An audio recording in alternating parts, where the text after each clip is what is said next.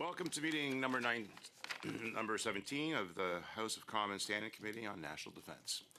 Pursuant to the order of reference from House referred to the committee on November 7th, the committee is meeting to commence consideration of the supplementary estimates B 2025-26. Today's meeting is taking place in hybrid format. Pursuant to the standing orders, members are attending in person and remotely using the Zoom application.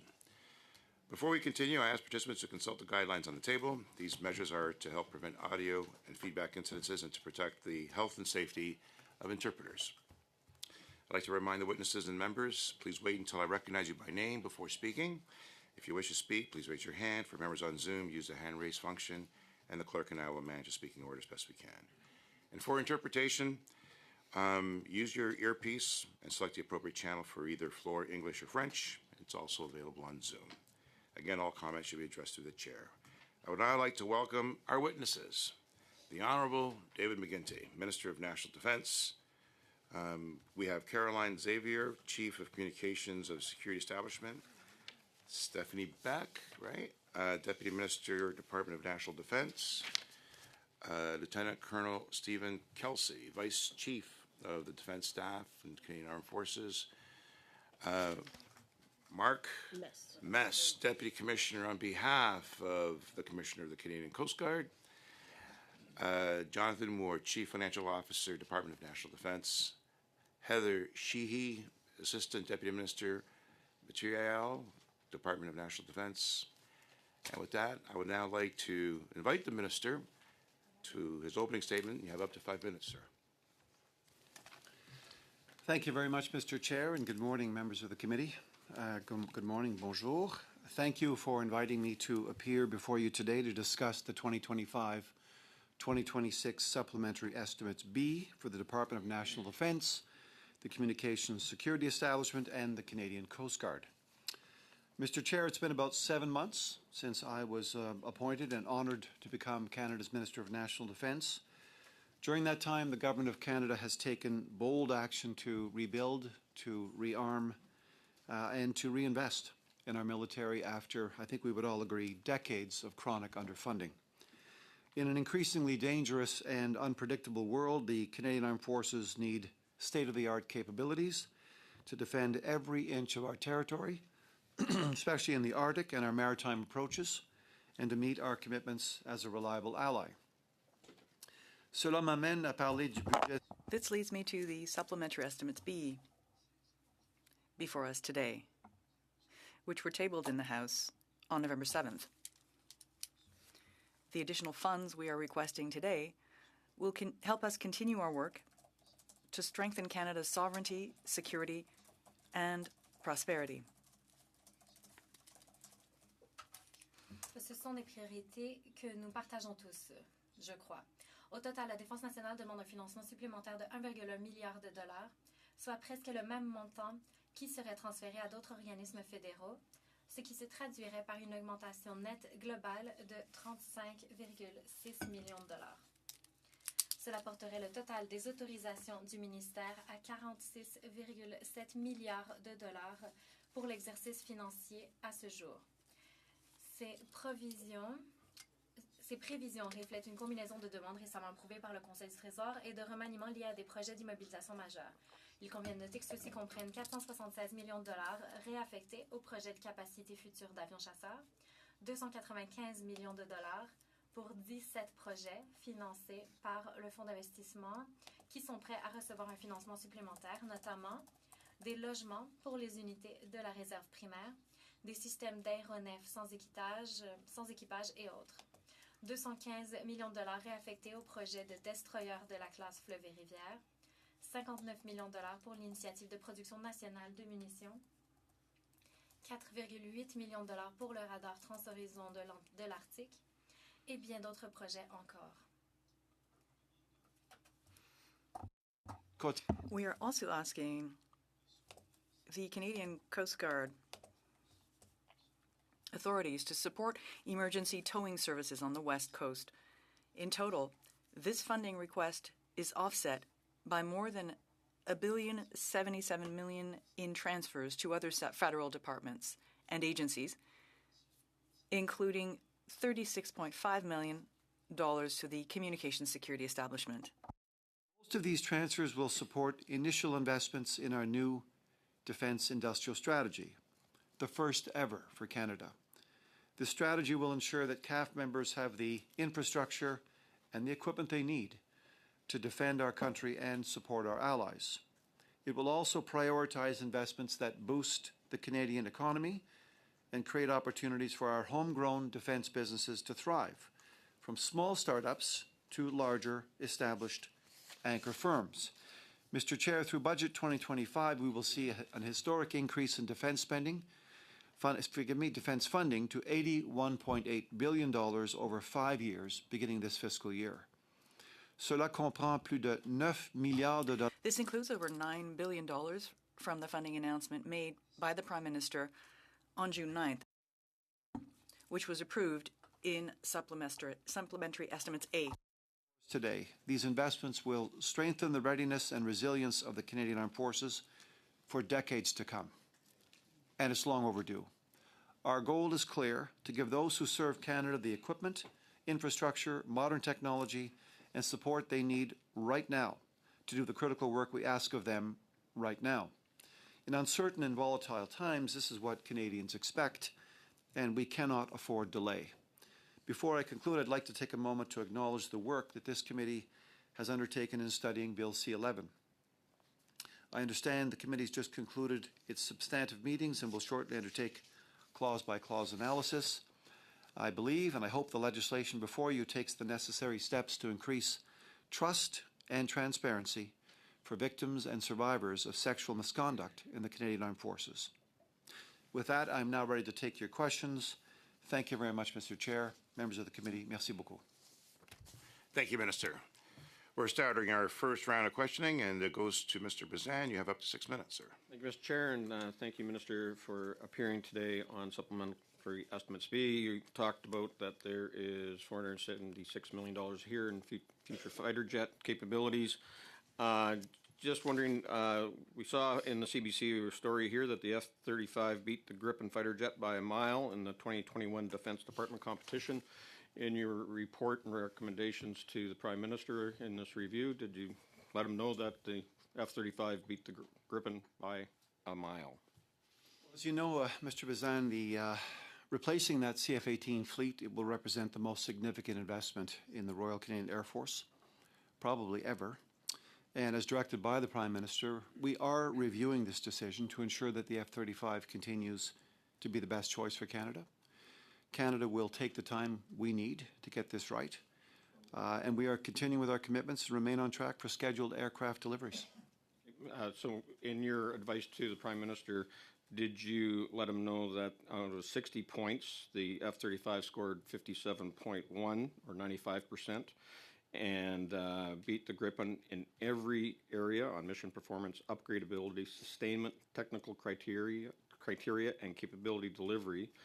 And the Gripen only scored 19.7% or 33%, or 19.7 points out of 60, which is 33%. Did you make sure the Prime Minister was aware of that? As CBC said, it was a mile wide, the capabilities and the best craft for our Royal Canadian Air Force. I think, as you know, Mr. Bazan, the review continues, and it will continue until it's complete. And I am quite sure that the kinds of metrics you're alluding to and referring to will find their way into the final report. Yeah, are you aware, Minister, that Brazil has also buying Gripens and are assembling them in Brazil? And were you aware that production has been delayed by 8 years? We're aware of the situation with respect to Saab and the production of the Gripen, both in Brazil and elsewhere. And that the cost overruns could have bought more fighter jets, but now they're have to kick the can down because of lack of supplies and deliveries of the fighter jets, the Gripens, for the Brazilian Air Force? We're aware of all of the matters that you're referring to, yes. Okay, good, because costs have risen there. You're also are you aware that the production line for the Gripens in Brazil only created 110 staff directly on the production line, and 350 more were trained across the design, flight testing, production, and maintenance side. But so a total of only 460 jobs created in Brazil for the Grippens that they're building there as well as for all of Latin America. So I'm not, not- the numbers that we're hearing getting thrown around here of Yeah. 10,000 jobs when Saab only actually employs 8,000 themselves Yeah. in Sweden. Are you aware Just, that the just for Czech- your benefit, I've been studiously trying to avoid commentary in social media At and the other same time, you're media. the main advisor to the Prime Minister on the selection of our next fighter just- jet, and we've been the trying to- F-35 won the competition here. You're right in calling upon us to focus on the facts, which is what we're doing. Okay. And you're aware that the Czech Republic is also buying the F-35 to actually replace their Gripens. I'm aware that there are 8 founding countries that were involved in setting up the F-35, including Canada, and there are something like 13 to 14 additional customers. Yeah, good. And the F-35 was also selected by Finland in a very vigorous competition, and again, won on every part of their analysis over Super Hornets, over Gripens, over Rafales, and it was also the cheapest option in their mind.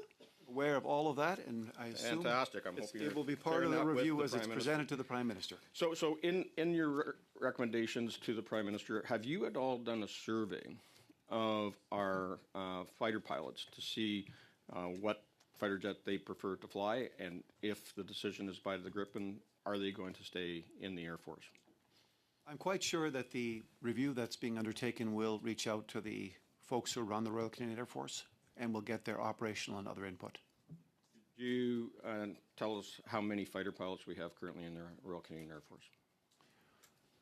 No, I'm not in a position to tell you that because there are a number of folks who are being trained. The recruitment is up. It is a very difficult thing to find a pilot. I'm told it takes about 1,000 applicants to produce one fighter aircraft pilot. And folks are winnowed down over time. Some become helicopter pilots, so it's a moving target. So you're saying I would say as well that the actual pay schedule for pilots has been increased significantly. So we're actually in a better position now to be able to compete with commercial airlines. So are we still in this fiscal year, getting back to the subs, is you're saying that we're spending $46.5 billion. We need what? How much more to get to 2% before the end of March? At one point, I know it was around $9.3 billion. Yeah. Yeah, we're good. The deputy is assuring me that we're good. We're on our way to fulfilling the 2% expenditures by March 31st. Because the one thing that the Department of National Defense hasn't been good at is spending all the money they've been getting. We've had, over $10 billion lapse. Only roughly 10% of that has ever gone back into actual operations and or capital investments in infrastructure.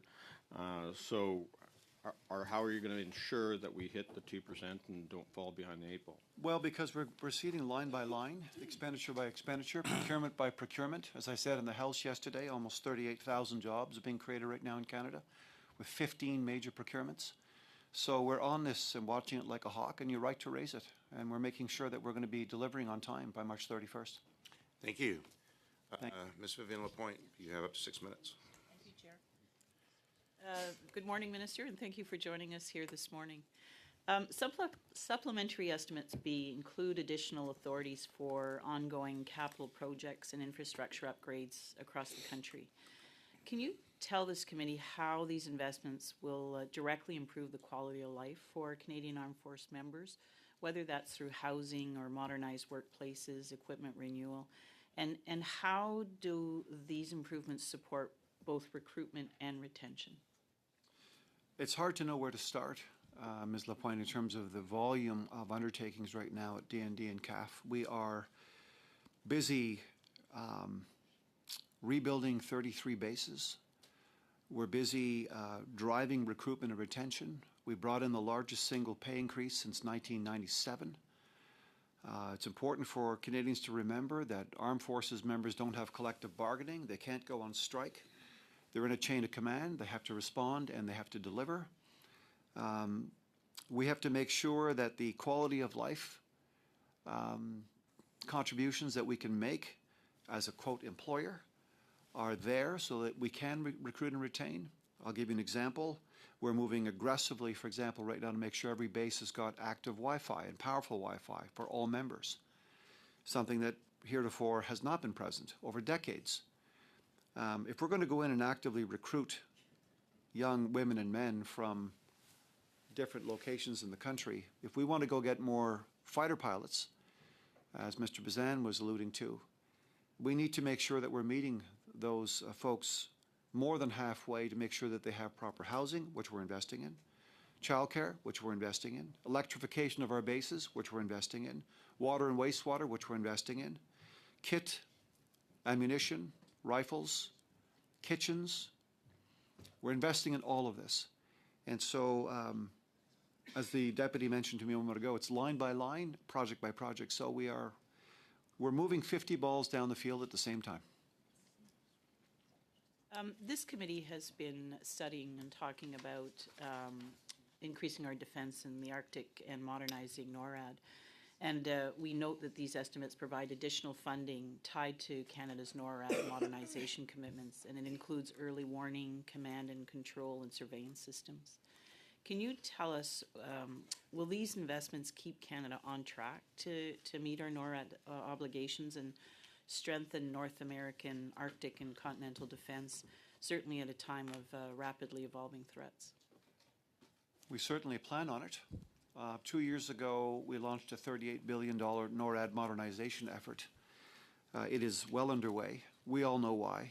Strategic competition, climate change, new emerging technologies are driving new security challenges in the region. If Canada is going to assert its sovereignty, it's got to live its sovereignty. We're working with our Inuit, we're working with Indigenous peoples, we're working with our forward deployed folks. We're looking at setting up a series of NOSHs, Northern Operating Centers across the north. We are, of course, putting in place an over-the-horizon radar system, a $6.4 billion system in conjunction with our Australian allies to make sure that Canada and North America is well prepared to see what might be coming at it. This, of course, links into our discussions on integrated air and missile defense with the United States and NORAD. So all of these things are aligning in a way now that we are better protecting Canada's security and sovereignty, and we're doing it conjointly with the only binational command in the world, which is NORAD. The estimates include significant investments in procurement, engineering support, and sustainment activities that rely heavily on Canadian suppliers. Can you tell us how these new authorities help us build a stronger, more resilient defense industrial base? And also, what steps are being taken to ensure regions, and I'm going to speak specifically to Northern Ontario, where we have strengths in nickel and battery materials and advanced fabrication and mining technology. How can they participate in these opportunities? On Northern Ontario front, I was just in North Bay, visiting our base there, looking at the infrastructure requirements there, looking at the airport and beyond. But it turns out that Canada is very blessed. We have an awful lot of critical minerals. We have 10 or 11 of the required NATO critical minerals in abundance. And this is something that Canada can and will use to its advantage. It is stockpiling. We are talking to the United States and other international and other NATO partners. Northern Ontario and other parts of the country are well positioned to not only exploit, but to convert and to adapt and to manufacture using critical minerals. We know that they will be important inputs. But the time is now.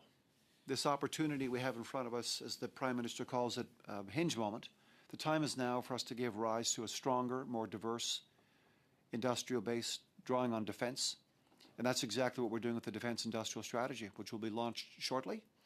And it will indicate where our sovereign capabilities are, what they would look like, what our needs are. In short, for Canadians who might be watching, what is it we need, what is it we can produce, and what is it we can sell and share with others. So we're going to give rise to a much bigger energy in that sector. And we are convinced it will go beyond what we're already doing. I'll just give you a snapshot. I mentioned in the House yesterday, 15 major procurements already underway, over 38,000 jobs. Those are families, parents, young people looking for opportunities for the future. There's more to come. Thank you. Thank you both. Mr. Savard-Tremblay, you have up to 6 minutes. Merci. Thank you. Thank you, Chair. Thank you to the Minister for being here and for the senior officials with him. Minister, we know that Canada will be investing close to $2 billion, almost $17.9 billion in military capacity over the next few years, including the National Ammunition Initiative.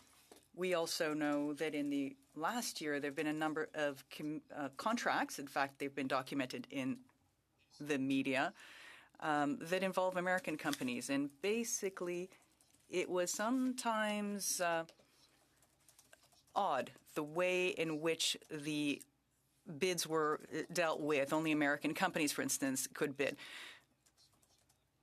What about having a sustainable industrial capacity in Quebec or Canada so that we are not dependent on American supply chains? You're quite correct, Mr. Savard-Tremblay. That is precisely what we are aiming for. With IMT Precision, it will be producing 5,000 munitions per shells, I should say, per month. Since December 2023, that's 2,000 more per month now. There's a lot of growth in the field. We know we need to improve, and there's incredible capacity in Quebec.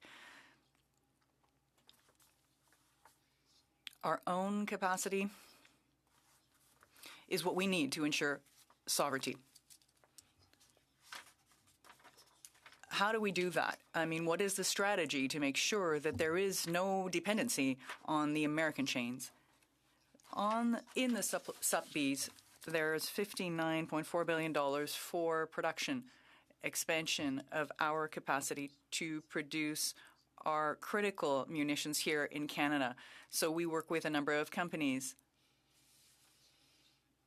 And once our defense industrial strategy is launched eventually, we will be working together for more capacity because we recognize it's mandatory. This is a critical time for our sovereignty. We need to invest in the issue of ammunition, this domestic ammunition initiative.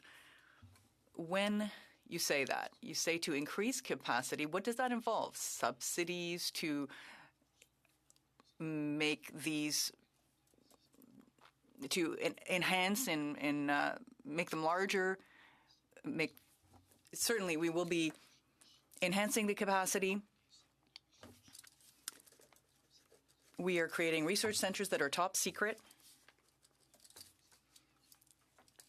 so that we can help our Canadian Armed Forces with production, with research.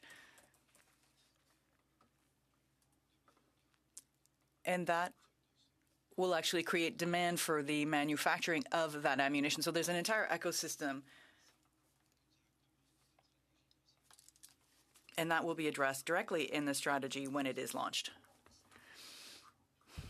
The Department of the National Defense is asking for $1.9 billion in the budget, major amounts for the destroyers and the F-35s. I know the F-35s are a major source of debate, but how do you explain this? And this is in SUP-Bs. Why are these requests not in the main budget?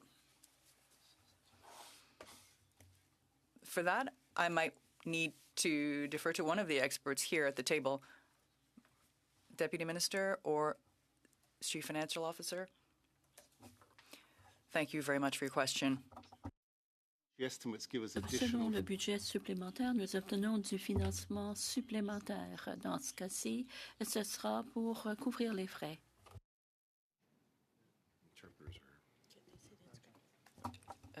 It was a channel. It was a technical thing. Yeah, please proceed, Mr. Moore. So, On peut recommencer et me rajouter 15. Can you give me an extra 15 seconds back, sir? so this is in addition to the main estimates. So these are for additional payments which we are making now in order to meet our obligations, either contractual obligations in the case of a River-class destroyer or memorandum of understanding obligations for the F-35 program.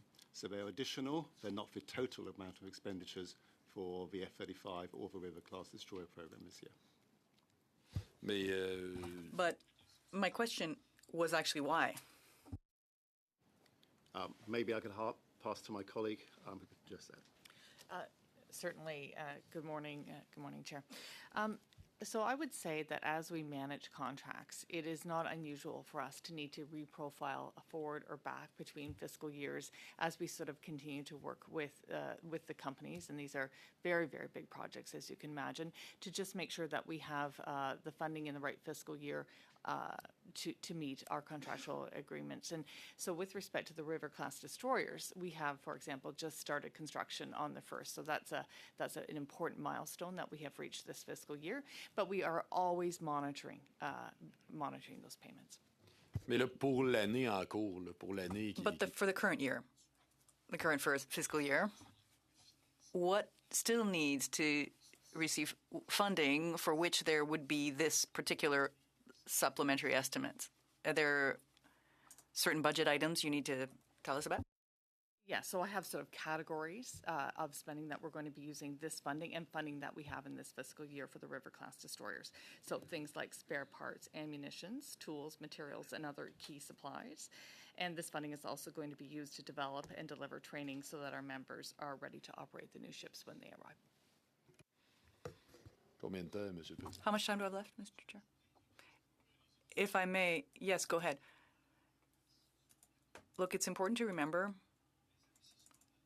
that investment in the 3 River-class destroyers will contribute $719 million annually to our GDP and create 5,250 jobs per year between 2025 and 2039. So we can see how our investments in the defense industrial strategy, in our capacity, will be very beneficial to the Canadian and Quebec economy. Certainly, I have no doubt about it, but we have to focus on this. Mr. Kibble, we're in our second round. You have 5 minutes. Thank you, Mr. Chair. Thank you, Minister, for being here.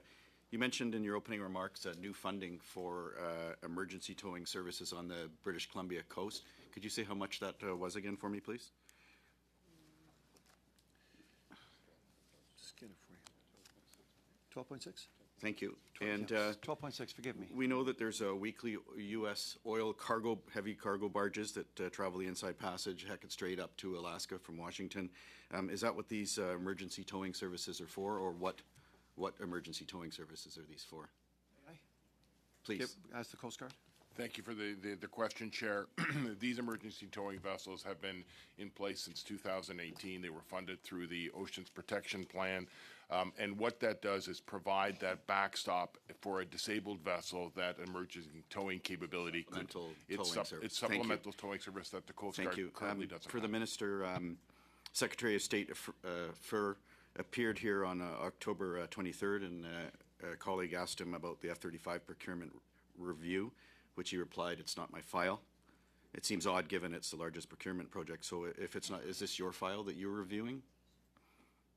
Yeah, just to clarify, we're in an implementation phase in the F-35. If we were talking about the submarines, that would be a file he would be more immediately involved in with the new agency, which has stood up to procure. So it is a file right now that's being reviewed by... He said that the new Defense Investment Agency bureaucracy would not be handling that file. That's correct. Okay, so it's your file then that you're reviewing? That's correct. Thank you. At the request of the Prime Minister. Thank you. And we've heard from many industry experts and top Air Force generals that the F-35 is the best option for our next generation fighter. So what is the delay in this review? The delay is that we're going to make sure that we take the time we need to get this right. The Prime Minister has asked for a fundamental review. It's being performed. We saw, for example, a couple of weeks ago, lots of talk, lots of speculation. We're trying to drive through that, to be frank with you. The scuttlebutt and the gossip and the talk, what I call undisciplined talk about acquiring something as important as a fighter jet, is not something we're paying attention to. We're looking at the details. We're looking at industrial benefits. We've we're heard looking at the Canadian review companies. is complete, so we're re-reviewing it because there's scuttlebutt and discussion. We're reviewing it because it's a $28 billion acquisition for Canada, and the Prime Minister wants to make absolutely sure that it's the right one. So the initial review was not good enough, and we're doing more review, is what you're saying. No, we're building on the original. Building on it, okay. We're building on it. So there's more information delay, coming in, more industrial benefits, more discussion. Could you explain, Minister, the delay?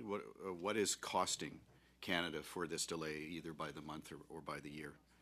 No costing. There's no additional cost to our knowledge in terms of taking the time we need to get this right for Canadians. There's no cost in the delay. Okay, thank you. And perhaps then the actual price of the fighter jets, have they increased at all while we're delaying this over the years?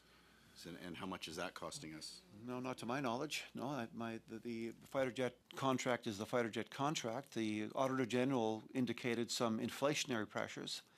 The Auditor General, and we've addressed that as well in our response to the Auditor General's report on the F-35. But right now we are waiting for this review to be complete so we can get it right for Canadians.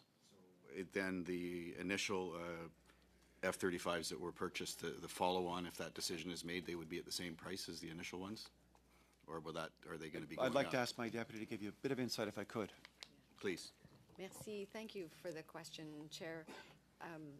The prices per aircraft evolve over time. So the price that we pay for aircraft number 1 is not necessarily the same price we pay for aircraft number 10 because of the length of time it takes to produce them. It's not a question of changing our project or changing our estimate. The longer it takes to make a decision, the more the price of the aircraft is going to go up. No. No, because we are continuing with the implementation of the existing arrangement that we have. Okay, so the existing arrangement will keep the prices the same. Even if we delay, there is no cost increase in the program. There is no cost increase to the expected cost, but that does not mean that the cost for the aircraft number 16 is the same as the cost for aircraft number 4.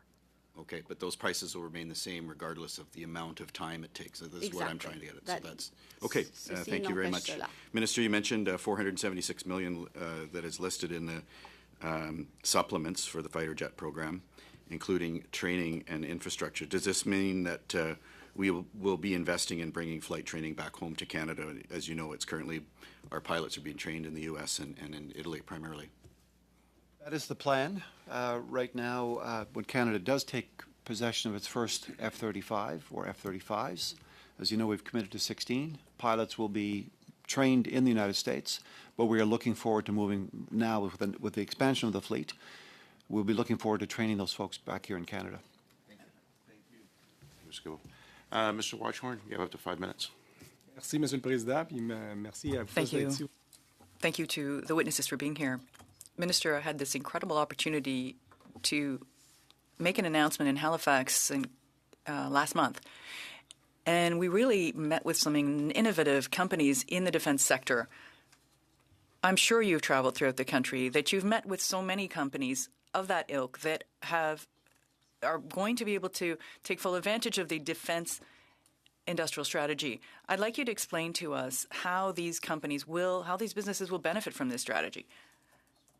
You're correct, Mr. Watchhorn. There are 600 at least businesses that are in the defense sector today, and some of these are incredible companies. We need to expand the number of businesses in this sector, and that's why we have the first defense industrial strategy in the history of Canada. We studied what is being done in other countries. We've spoken with over 1,000 stakeholders, hundreds of businesses. A few weeks ago, we met 12 individuals that are involved in venture capital matters, and the Minister of Defense works directly with people in the financial sector now. The idea is to give the private sector far more transparency, far more certainty about the needs of the Canadian Armed Forces, the material we'll need, and we need to work together to develop our domestic capability. And that is why we launched in Cove, outside of Halifax, this pilot project to stand up a top-secret research center, bringing together private and public sector, our universities that are also involved, to give birth, in essence, to new technology, AI, quantum, crypto. These are critical for the future. This is why we want to invest in this way. $962 million for this funding, because Canada can compete and can actually win in these markets. Thank you. Businesses have shown they were interested in joining international global markets, these technologies we're going to be developing in Canada, we can export and be good providers for other countries. Did you notice that there was interest from other countries? Absolutely. I met with IBM in my own riding a few days ago, and they just launched their new research, intelligence, and security center. Actually, not with any federal government financial assistance. They know that that is the future. But just take a look at what happened in Europe. We were able to negotiate with the European Union a new agreement, the only country outside of the European Union that was admitted to the European Club, if you will, to take part in procurement for $1 trillion in opportunities that will be opening up in the next 10 years. So we are opening up markets. The Prime Minister brought in financing from other countries, for instance, the United Arab Emirates, millions of $70 million in Canadian dollars. So we're looking for foreign direct investment so that we can really compete internationally. Do I still have some time, Mr. Chair? A last question. In Sub B, I noticed there was funding for ammunition. In Petawawa, that's what the soldiers were telling us. They needed more ammunitions for training purposes. They wanted to also be sure that our commitments in Latvia would also be covered. I want to hear what you have to say as to how we will provide this ammunition to our troops so they can be well prepared. We've really gained a lot of momentum and quickly in this area to be a sovereign country, to provide training for our young soldiers and the recruits, to give them access. You need to give them access to the ammunition they need on our bases and throughout Canada. In Latvia, we've seen the demand and the needs, and that is why we are speeding up our production, as I said to Mr. Savard-Lombré, throughout Quebec and throughout Canada, production and research in the field, to be sure that the things that we produce, consume, and use in Canada is of the highest quality. Thank you very much. Thank you. Monsieur Savard-Lombré, you have 2.5 minutes. Merci. Monsieur le ministre, donc vous demandez 400... Minister, you're asking for $476 additional million for the F-35s and $215 million for River-class destroyers, something that was discussed a little earlier. These two projects, their actual costs, and if history serves, often actual costs are higher than those projected costs. Do you have any way to avoid cost overruns? Yes, there are strategies, there are measures in place. The way that the department manages its finances has been improved, and the deputy minister could give you the details. But look, you have to remember the fact that these two projects are bringing in a lot of investment in Canada, create a lot of new jobs. For each F-35, there are $3 million of economic benefits for Canada. There are dozens of companies involved in the production of F-35s, of the destroyers. For instance, with Irving in Halifax, and we see 2,400 employees, 10,000 in total in Canada that are part of the ecosystem for the manufacturing. And, of course, this is having a huge effect on our jobs. Thank you very much. The Deputy Minister? Thank you, Mr. Chair. I could add to that. For these two projects, given that they are major, and we're doing the same for the smaller size projects, we have meetings almost weekly with suppliers precisely to have these conversations on how to make sure costs are reasonable. What you see in the supplementary estimates are costs that are already provided for, but it's a question of timing. To date, in your conversations, these weekly conversations, can you tell us if this is actually what has been anticipated? is consistent. Yes, and actually with other government partners like Public Works that is responsible for procurement, it will also be with the agency. Ms. Gallant, I think you're splitting your time with Mr. Anderson. Yes, and to the minister through you, what number of replacement for the Griffin helicopters are being prepared for, and what type are they, and what is the amount thus far? That's a highly technical question. I'm not in a position. Okay, so what type to of answer. helicopters are replacing the Griffins? Which type? Yes. Which type are we working with, gentlemen? Vice? The Griffin helicopter performs multiple roles. No, what is replacement for it, and are we preparing for it? We haven't selected a replacement for all of the Griffin fleet yet. We are looking at the SOF version. Okay, so you're not preparing the hangars yet for receiving them? On an individual basis, so 427 Squadron, Yes. that you would know from your riding, is getting a upgrade to its facility, but it's agnostic of the selection of the... Will the people remain the same, and is there allocation for the upgrading of the training as well as the any new recruits, the housing for them? This is an excellent question. It's absolutely what we need to consider as the integration of the capabilities. Okay. So it's all going to be factored. What amount has been spent so far or allocated to in regards to the SMR prototype? Has a place for the prototype being selected for the SMR that will eventually go into the Arctic? Do we know how much is going to be spent towards a prototype? If I can help, I think what you're referring to are the funds being spent with AECL, which is developing a business case for a micro modular reactor. Okay. So that is being delivered through Natural Resources Canada directly.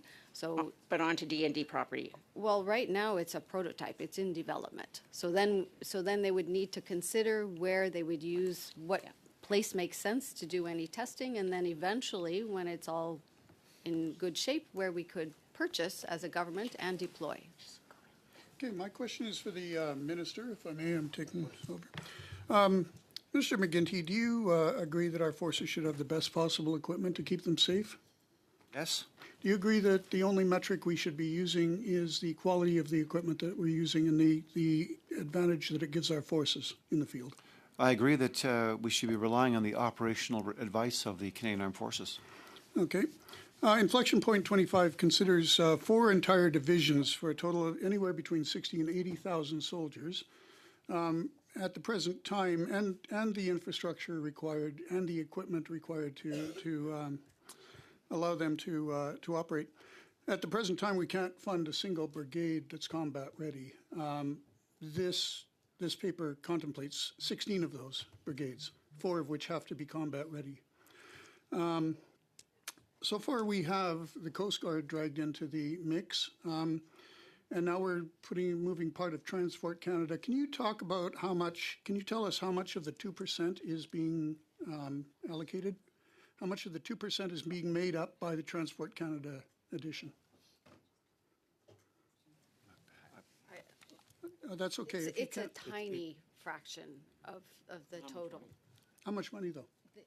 I couldn't tell you because they're not even here yet. This is still a discussion. Okay, so we don't right? know how much. So they are, in terms of FTEs, it's about 350 people. So if you consider in terms of overall budget, they will come with some operating money as well, but it's not going to be a significant increase. Okay, so we have. We're also moving another 3,000 civilians into D&D, I understand? So this would be part of the growth that is planned because of the new work that we are taking on. Some of the 3,000 would be regular attrition and replacement of existing FTEs, existing people. Okay. I guess my concern is that the claimed intent of the government is to turn what has become an atrophied military operation into a warfighting machine in the 21st century capable of symmetrical warfare. That's the intent?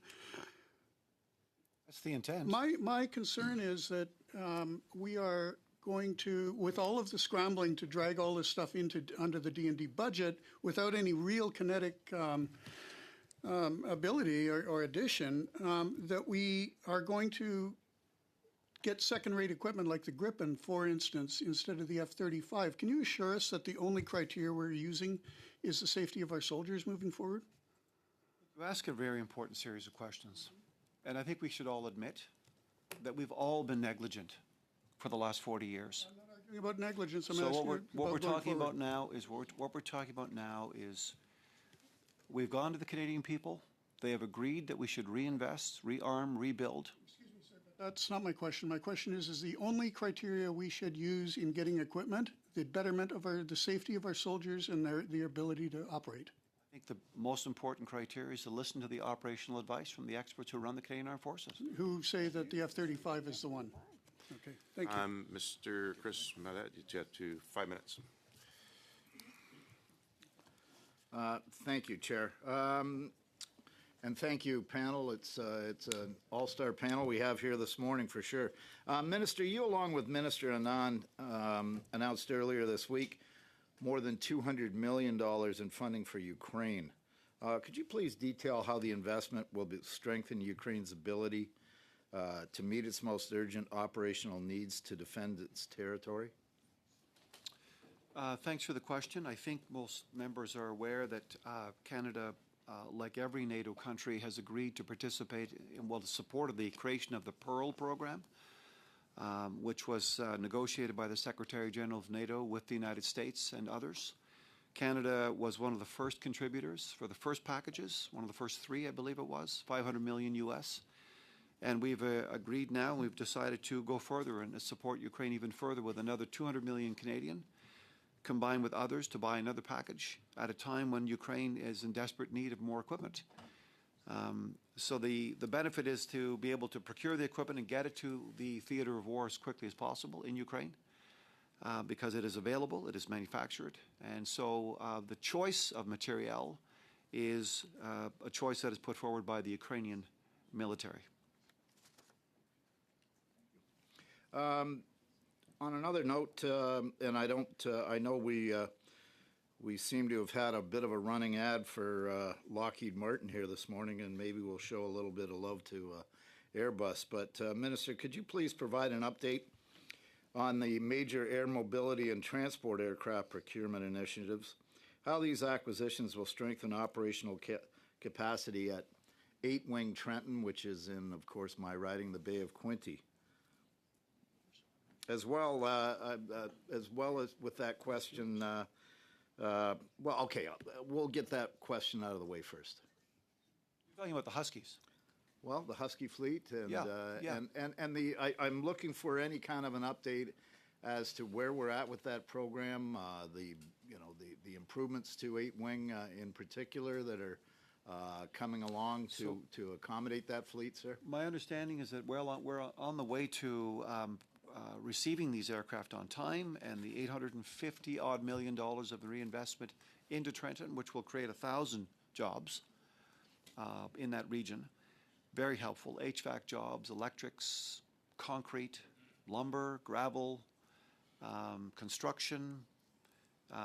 This is the net effect of this kind of investment, which we will see, Mr. Millett, across the country in all the bases where we are making similar types of investments. A major economic generator for the country. So we're looking forward to seeing that process completed. And I think it's a $3.2 or $3.4 billion acquisition for this new fleet, which will, of course, help us as well refuel in the air our new fighter jet fleet. So very, very important, very long overdue, and we're moving forward. One more question, perhaps Ms. Beck or someone. Can you just refer as well to how the current procurement projects will support Canada's international humanitarian and logistical missions, many of which deploy again through in my riding through CFB Trenton? Well, I can just... Minister's better. Look, I think that not at all. I think that a perfect example is what we've just done with our women and men of the Canadian Armed Forces just did in Jamaica. It's phenomenal. After the tragedy there, we had dozens of our CAF members deployed there to stabilize, set up a system, and are now passing the baton to a different military configuration coming in to help rebuild and stabilize. So it's just the kind of incredible work that our women and men do for Canada abroad. So it is I think it's just a testament to their dedication and their service.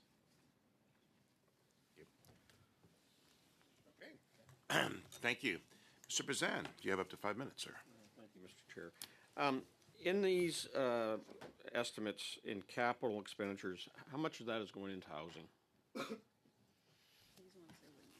As you know, the Auditor General said that there's 7,200 homes short, residential housing units for our troops. We're hearing people leaving. Now 10% of our new recruits are leaving because the barracks are in such poor shape, and finding appropriate and affordable living accommodations is impossible.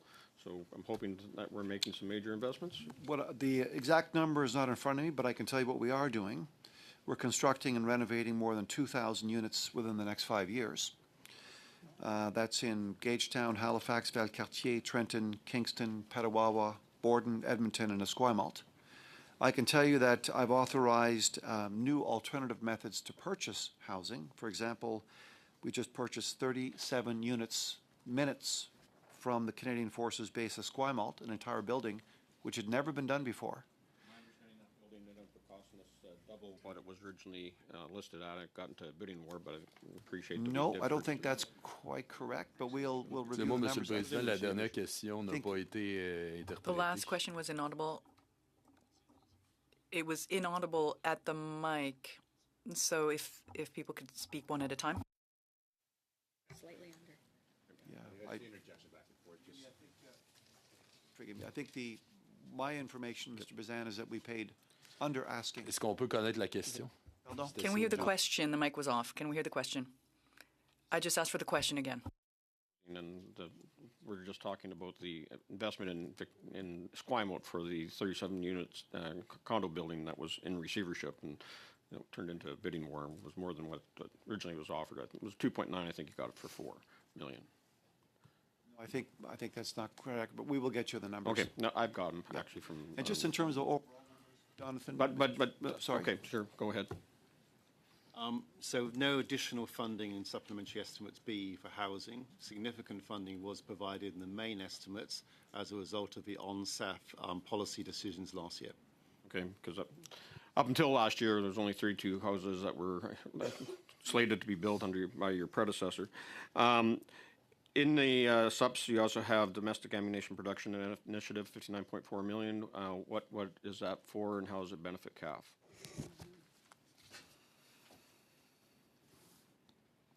I'm going to make sure I get you the right numbers here, so I have this for you.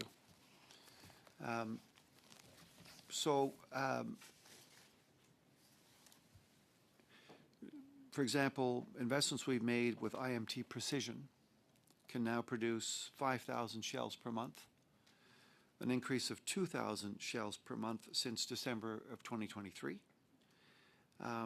That's where the $59.4 million in these sub-estimates are targeting funding to strengthen and expand our ability to produce critical munitions domestically. We're looking over our defense policy timeline of 20 years, $9.5 billion to build a strategic supply of ammunition, which might As you're aware that Ukraine uses probably around 4,000 shells a day, so having 5,000 a month barely keeps up if building up our surplus. Never mind if we want to donate any to Ukraine. But that's just what over the Horizon radar, $4.7 million. There's been a lot of controversy over the selection of the land up north of Peterborough. A lot of farmers are upset. I guess you're talking expropriation. Why was that site selected? And was there, in your opinion, enough consultation with the local community and property owners? I think that goes back to Mr. Anderson's important question about operational requirements. And the site was chosen on the basis of ionospheric data and physics. It wasn't randomly chosen, as you can expect. It's a very expensive and complicated system. And the siting of the send and receive, the transmit and receive sites were chosen based on best location, best capacity. And I can tell you that major outreach has taken place. Town halls have been held. I've briefed members of Parliament. I've connected members of Parliament to the department for detailed briefings. And that dialogue continues, so we're hopeful we'll be able to move forward. So with the over-the-polar radar system, has the site been selected as well? And where are we at with that? I know there was some initial dollars that were given to an organization up in around. Yeah, it's not finalized yet. It's under research. Certainly, we'll give you any information we've got on that. But obviously, the polar situation, so it's not quite the same. Okay. Have you been concerned at all about making sure that our north warning system is fully functional until these get up and built? And they're supposed to be done end of life in 2025. Guess what? We're the end of 2025. Can I ask Ms. Beck to give you a quick update on that? Yeah. Happy to respond. The North Warning System, despite its age, is being properly maintained and is in full operation. We are working, depends on the day, but we make sure that the vast majority is responded to, certainly in times of need. We're there within hours to make sure that the situation is resolved and the equipment is back up and running. But by and large, it's in really good shape for an old system like that. Thank you. Thank you, Ms. Bazan. I did provide extra time because of the interruptions. We only have a few minutes left. Ms. Romano, do you want to? I can't give you 5 minutes. Sorry, but take a minute or two. Thank you very much, Mr. Chair. And it's not Romano. I'm not Cheese, but thank you. Thank you very much, Minister, for being here today. You alluded a little bit about Borealis, but I'd like if you could elaborate a little bit about DISH. I know that's something, the Defense Innovation Secure Hub is something that we're actively pursuing. If you'd like to just elaborate quickly on that. We're one of the only jurisdictions that doesn't have a specialized series of locations where we can conduct classified research with, for example, CSE and with private sector actors like IBM and startups, venture capitalists, foreign direct investors like sovereign wealth funds. We need to connect our private sector with our public sector on the defense side so that the private sector has a better understanding of what our needs will be. And in so doing, we will give rise to research centers that are capable of having classified research conducted. Because we don't want to necessarily tip our hat to what we're doing, what we need to keep ourselves secure and sovereign. So that's why we've decided to stand up a series of these dishes around the country. We'll be catching up to other actors like the United States. And in the design of this system, we've looked around the world. What has worked, what hasn't worked. And we're very encouraged. We've got so much Canadian talent, as you know, Ms. Romanato, in Quebec, elsewhere. So much talent, so many engineers, so many entrepreneurs. I like to say we're going to compete and we're going to win, and that's what we're trying to do. Thank you. Thank you very much, Ms. Romanato. I apologize. I have misspoke on a few of my the members of the Liberal Party. All of them, I have actually. Mr. Kibble, you should feel okay because you're in good company. And I do apologize for that, Mr. Yeah, I do. Minister, thank you for being here. I am going to suspend for a moment to allow us to do a transition and to Mr. Chair, could I just take a minute to wish all members of the Canadian Armed Forces a great holiday, happy holiday, and Merry Christmas, Happy Hanukkah. Thank them for their service wherever they are here, and I'm sure all members would join in wishing them the very best and thank them for their service. Thank you, sir. Well said. Thank you. Meeting suspended just for a moment.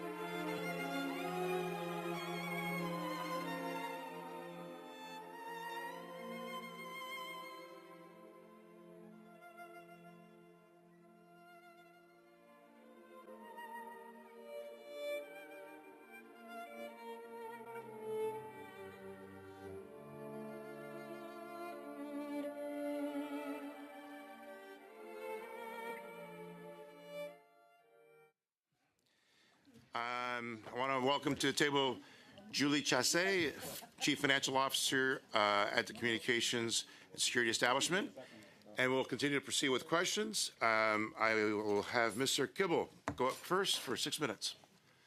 Thank you, Mr. Chair. I wanted to delve in a little bit on the pay raises, and we often hear 20% pay raises. It's good news. Everybody be excited. But if someone could answer me, of the 20%, how many of the ranks are getting the 20% pay raise? We have a whole list of levels of ranks. 20% pay raise that we're very grateful for is for the lowest rank, the privates. So just the one rank. And then the next level is 13%, is that correct? Then the next level is 13% for middle grade. So how many rank levels are getting the 13%? If it's just one getting the 20%, the rest are getting... It's all trained privates, Chair, all the way to the rank of Lieutenant Colonel. So that'd be about 12 or 13 ranks, correct? And then for the higher ranks, where they have the most qualifications, the most skill, the most experience, and their pay raise would be how much? 8%. 8%. Okay, so we're that's certainly not rewarding achievement and skill and expertise, in my opinion. However, I appreciate that it is a positive pay raise overall. It's just not quite as it's advertised. I mean, yes, percentages. I'd like to talk about the CFHD, which replaced the post-living differential. Now, replaced with the CFHD, and I've heard from the many bases that I've visited and tours, there are certainly cases of people that when they've lost their PLD, they actually get a pay decrease, even with the new pay raise, because they're ineligible for the new CFHD. So could you tell me what ranks do get and which ranks or do not get the CFHD? Housing differential, Chair, is not, it's agnostic of rank, but it does illustrate the importance of getting this right for all compensation and benefits. The intent is not to take away, it's to actually reward behavior and the implications of living in certain locations where our bases are. So my understanding, and maybe you could confirm for me, that for those that are earning about the corporal rank and above, because of their salary, are ineligible for the CFHD benefit, and as well, if they're living in PMQs, they're also. Can you confirm that for me, please? I'm unable to confirm the specifics, but again, the intention is that folks that are residing in locations that have higher cost of living, that we use the mechanisms available to us to make sure that. My understanding is, and maybe you could confirm this, then I'll use a different way. If someone's making $90,000 or higher in their annual salary, they're ineligible for the CFHD. If you could also confirm, are they ineligible if they're living in military quarters? Chair, I think the committee deserves a complete answer. Unfortunately, I'm not able to provide that. Okay, well, that is my understanding. So really, there's very few that are getting the CFHD, whereas the PLD was across-the-board rate. Maybe you could confirm that for me. The old PLD was across the road, regardless of rank, regardless of ability, but it was based on where you lived and what the cost of living was there. It doesn't seem very fair to me. And then, have you heard of any stories? Because I have. Have you heard any stories of people that are, even with the new pay raise, are getting less per month because they've lost their PLD, they do not get the CFHD, and that is greater than the amount of their pay raise. And this happens at the majority of ranks, except for in the private area. Does illustrate the point, Chair. We really need to get this right. The intention is not to take away. Each individual, depending on trade and location, will be a different circumstance, whether the type of unit, the specific qualification. So I appreciate that you feel that you need to get it the right way. Could you state for the record, do you feel that we've gotten it the right way, and do you feel that this should be reviewed? Because I don't think that our serving members, some should be getting a pay raise, but some others, their pay raise is nullified, and in fact they lose money. And I've heard a lot of examples. Do you think this is right? One of the great benefits of this investment in compensation and benefits is allowing us to make sure we get this right. It is constantly under review. The implementation of the housing differential was not to take away. It was actually to strengthen and incentivize the right behaviors. We will continually look at getting. So you're stating that you feel that the CFHD was to strengthen the right behaviors, or is it to compensate for the more expensive locations where people have to live? And also, regardless of your rank, regardless of your pay level that you've earned, should you not be receiving an equal amount? Is not the cost of living the same? Thank you for allowing me to express this in the right way, because this is important. It is a suite of benefits that we're trying to enable the young soldier living in Toronto, the aviator in Cold Lake. Each circumstance is different. We need to continually look at it. The Canadian Forces housing differential and the way we conceived it and the way it was rehearsed and tested did manifest in ways that we need to continually review. We're very grateful for the investment. There are a suite of incentives to include housing differential, pay for field and deployments on ships, incentives for folks that take And posting. focusing on the housing and not the other benefits, which I strongly believe that our serving members deserve, whether it's deployment or at sea. But specifically for the housing, are you committing that there is, or are you stating that there is an ongoing review, or just a general platitude that you feel there should potentially be a review? We will always look at the incentives, particular to housing, because it's different in each location, to make sure we get it right. So there is an ongoing review Mr. at Coe? the moment? There is an ongoing. I'll give you a complete answer, sir, Chair, for the specific housing question, but compensation benefit is something we continually look at to include. Thank you. Ms. Lapointe, you have up to 6 minutes. Thank you, Chair.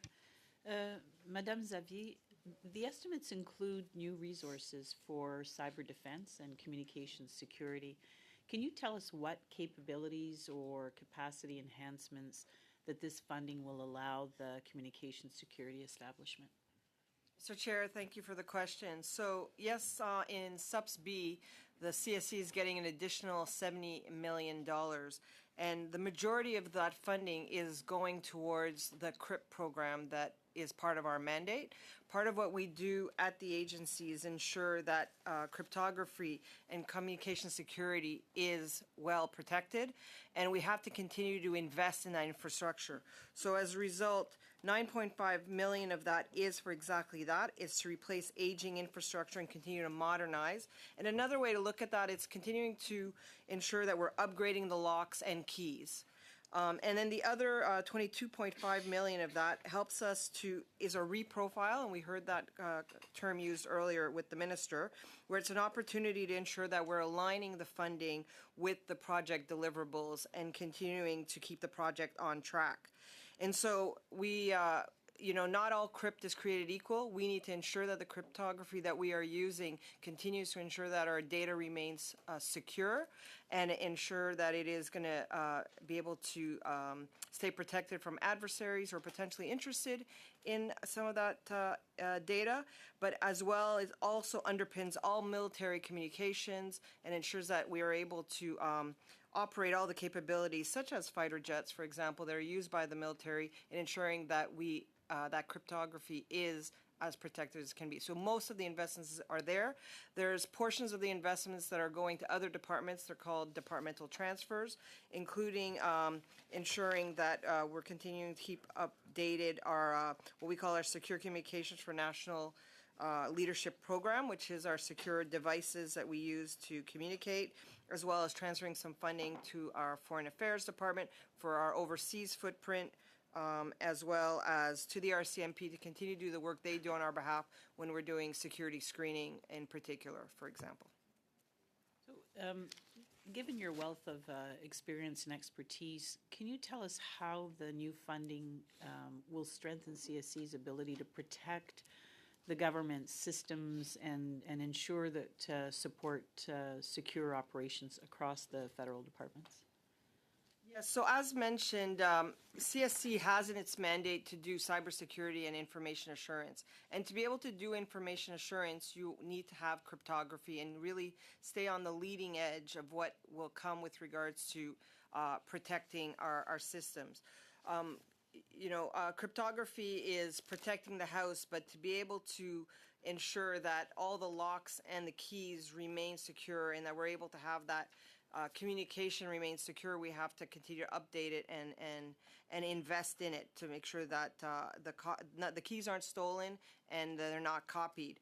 And so as being the National ComSec Authority, the Communications Security Authority for Canada, we protect the most classified information. We need to ensure that that information remains protected. We do this in allyship with other partners, but in particular, I'm pleased about the announcements that were made by the Prime Minister in July, where we're working, for example, with the UK in ensuring that we continue to diversify our cryptography, we continue to ensure that we have resilience in the Five Eye partnership when it comes to cryptography, and we are making those investments, especially as we continue to invest in sovereign solutions for Canada.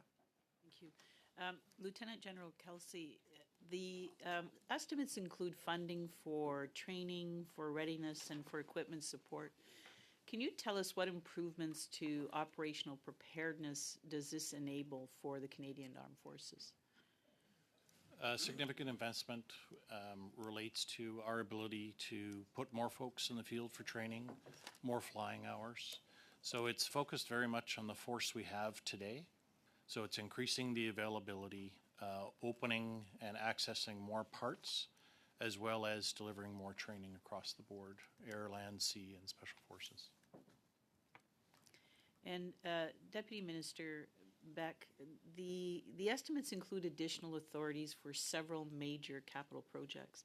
Can you outline how the additional funding supports progress on shipbuilding, aircraft acquisition, on infrastructure projects already underway?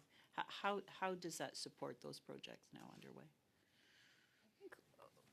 In our discussions across the country with Canadian industry, what they have always been looking for from us are long-term commitments and a clear signal from the government that we are committed to all of our projects, of course, but being able to deliver our funding on time and frankly in advance where possible, so that they can procure long lead items, so that they can train their workforce, so they can make sure they're ready when there's a surge requirement. These are the kinds of funds that will contribute to that confidence in government to be able to deliver our side of the contract, and therefore mean that the military will have the equipment it needs at the time it needs it. So within that vein, how will the resources in these estimates help the department improve the management and the delivery of those capital projects? At the same time as we deliver on existing contracts, and by that I mean uphold our side of it, we are reviewing how we make our decisions internally. Of course, we can control how we manage in our own department, but I think this exercise coming before you today and looking at how supplementary estimates work are a demonstration of the complexity of government right now in delivering any contract, and this is part of the overall review that's underway, including with the new Defence Investment Agency, to see how we can do better in the future for Canadian industry, as well as resulting in better outcomes for the armed forces. Monsieur Savard-Tremblay, you have up to 6 minutes. Merci. Je souhaiterais quand même débuter par... Thank you. I'll start by a motion based on our discussions. And it was unanimous, I believe, so it shouldn't take too long. It was handed over to Sherry. It'd be good to have a copy. I have a number of them. I have plenty. C'est à propos de C11, l'étude de C11. It has to do with the study on C11. Good. The only difference between the version you've received and what I'm going to be reading is literally C11. That's the only change. Given that the committee was unable to hear from Maurice J. Fish, the interpreter is not reading.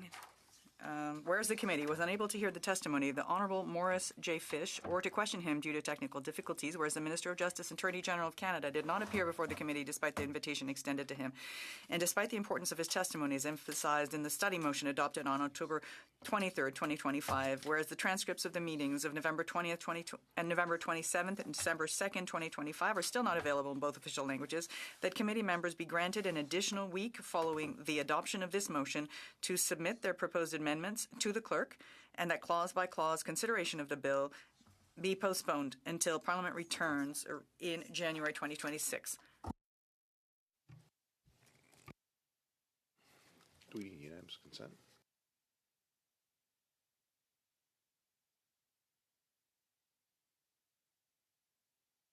But there is, it's a notice of the motion. Do we, I believe we need unanimous consent to proceed. Is that correct? Oui, c'est ça. You don't have unanimous consent. So, yeah,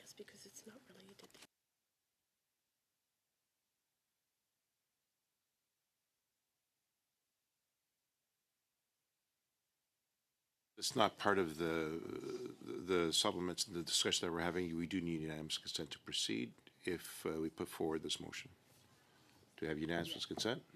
Okay. For the debate, Ms. Raminato. Je veux remercier mon honorable collègue. I'd like to pour thank my honorable colleague for this notice of motion. I just want to clarify. He said he's going to add C11 somewhere? Yeah, it's at the bottom. A detailed study of the bill. That clause-by-clause consideration of the bill. And I just wanted to add C11. I think it's quite clear what we're discussing, but I just wanted to mention that. I'm in agreement because we did not hear from the Honorable Maurice Fish due to these technical issues. I know he sent in his opening statement, but we did not have an opportunity to ask him questions. That was critical, his first report. I agree that perhaps it would be good for the committee to reinvite him to hear from him. So I'm in agreement that it's a good idea to have this opportunity to have a discussion with Justice Fish. Not sure if other colleagues are in agreement. Mr. Bazan, you're up next. We're in agreement and also raise the concern around the lack of bilingual documents, or as well as the transcripts from our previous 3 meetings on Bill C11. Makes it difficult to take testimony and build it into potential amendments to the bill. So that is a concern, so I support this 100%. Anybody else? Let me see here. Yes, Ms. Raminato. Donc, pour le... So, on the amendments, so it's a week later, so that would be due by next Tuesday. Can we have the date for amendments? You're saying to submit their proposed amendment to the clerk and that be clause by clause be postponed until January. We agree with that. I just would like to know the deadline, the last date for amendments to come in. We don't need to change the motion. I just want those instructions. Being advised that amendments requirement would be by December 11th at 4 p.m.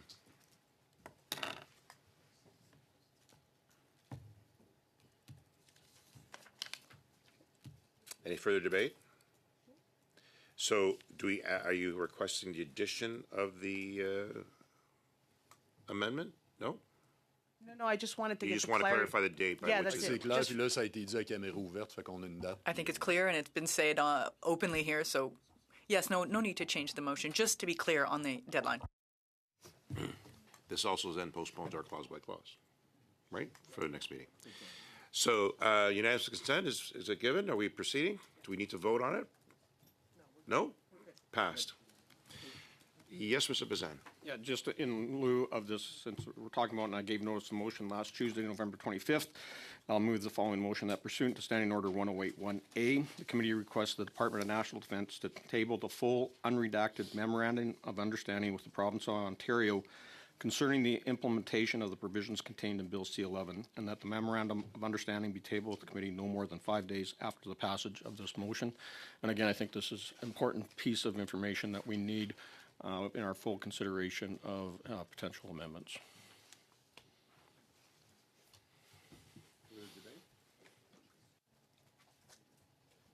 Mr. Arminato? Would it be possible for me just to pull it up, because I know we received it? Can you give me 1 moment to pull it up so I can follow along? 1 moment.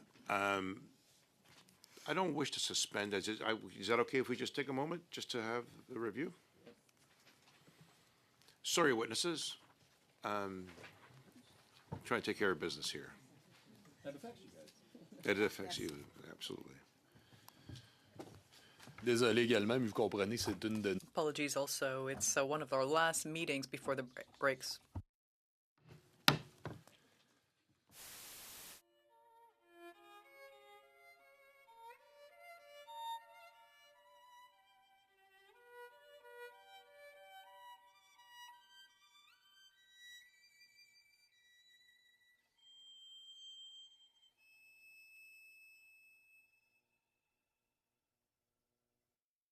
pull it up. On that note, I'd like to move an amendment. And I will explain the amendment and then I'll read it out and I will happily send it around.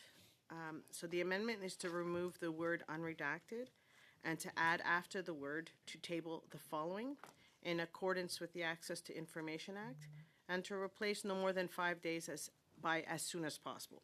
So the amended motion would read that pursuant to Standing Order 108, 1A, the committee requests the Department of National Defense to table, in accordance with the Access to Information Act, the full Memorandum of Understanding with the Province of Ontario concerning the implementation of the provisions contained in Bill C-11, and that the Memorandum of Understanding be tabled with the committee as soon as possible after the passage of this motion. And if you'd like, I can send that around. Both languages? In both languages. For the debate, Mr. Bazan. I don't have a problem with making under access to information and making sure that we're protecting any sensitive information. However, the timeline on this has to be that we receive this before we start consideration of clause by clause, and preferably before we have to have amendments in. That's why the 5 days is important. If we're going to do our work and do it in an informed manner, we need to have this document. So I'm opposed to the timeline that you have as soon as possible can mean 2 years from now. Like I know that some of my access to information requests with the department have been 6, 7 years and still haven't gotten it back. Monsieur Sabat-Tremblay. D'accord avec la loi d'accès. Agree with the Access to Information Act. As to the 5 days, given my experience in another committee where we had asked for documents and even the senior officials had promised we could get them within the timeline we had indicated. In fact, it was 3 or 4 times longer a timeline. It's not compelling, but I think it is still good to indicate the actual deadline. Although I don't really expect it to happen in the 5 days. I think indicating it on paper is a way of making things move. But as for access to information, I have no problem with that. Mr. Chair, now, I would add a sub-amendment to the amendment that we remove the issue of as soon as possible, but maintain access to information. So you got a sub-amendment. We have a sub-amendment or we have further debate? I mean, I think Mr. Sabat-Tremblay, are you... Yeah. You want to move the sub-amendment? Okay. Can we, Mr. Ramanano? Sous-amendement, c'est The sub-amendment would be to keep the 5 days, this proposed change, getting back to the original motion, the 5 days. But we add access to information, that comment about access to information. So let's be honest, 5 days is not reasonable. But we could say before the next meeting to study C-11. Mr. Bazan mentioned that he would like to have it before we start clause. Absolutely. So, but 5 days is not realistic. Let's be honest. It's not. It just, you need time to be able to produce this. But I would say before the next meeting of the C-11 for sure. But I don't think we're going to be able to get it in 5 days. And I don't want to be putting something out there that we know is not going to happen. La prochaine est dans 5 jours. C'était The next one was 5 days. The next... Know when Justice Fish is available. We don't know if he's available next week. We said we're moving clause by clause into the new year. The new year's end of January before the House comes back. So I don't know Mr. Fish's availability. He may not even be here next week. So I would say let's see if we can get Justice Fish scheduled to come. But I think it's reasonable to say before we start clause by clause. Absolutely, I agree.